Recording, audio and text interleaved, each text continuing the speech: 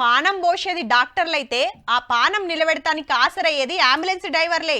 పలానా జాగర్ల టక్కర్లైనా మనిషికి సుస్తైనా రువ్వడిగా పేషెంట్ను దావకనకు తీసుకుపోతారు. ఎంత ఎల్లం తీసుకుపోతే అంత ఆపద తప్పించిన వాళ్ళు అవుతారు. మరి గందుకే డ్రైవింగ్లా ఆర్పార్ ఉన్నోళ్ళే అంబులెన్స్ డ్రైవర్లు ఉంటారు. టైంకు ఆసుపత్రికి తీసుకుపోయే ఎంతో మంది పానాలు కాపాడిన వాళ్ళు ఉన్నారు.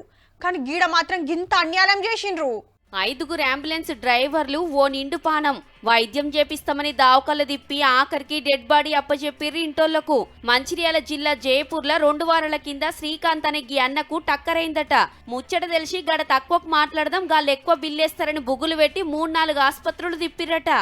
వీళ్ళ కమిషన్ వస్తుంది, లేకపోతే వేరే హాస్పిటల్కి వెళితే అక్కడేమన్నా మాట్లాడుకోవచ్చు. పేషెంట్స్ని హాస్పిటల్ అడ్మిట్ చేసి బిల్లు ₹1,00,000 అయితే 10,000, 20,000 అట్లా కమిషన్ తీసుకున్నారు. కాబట్టి కమిషన్ల కోసమే మొదలే దావకళ్ళతోటి మాట్లాడుకొని ఏడ ఎక్కువ ఇస్తామంటే ఆడికి కేసులు పట్టుకోబోతున్నారట. అయితే నడిమిట్ల ఇంటోళ్ళకి ఎవరో ఫోన్ చేసి హైదరాబాద్ లో ఇంకో కాడికి పంపితే ఆడ 2 రోజులు ట్రీట్మెంట్ చేసినాక మనిషి బ్రెయిన్ డెడ్ అయింది. అంటే ఇక మన క్యాలీల లేడన్నట్టు. ఆపతున్నోళ్లకు పానం పోయొచ్చని అంత బాధల సుత అవయవాలు దానం చేస్తే గా దావకానులు పైసలకు అమ్ముకున్నారని వీళ్ళు పుకారు ఉట్టించారట. మాకు కమిషన్లు రాకుండా చేసిర్రని.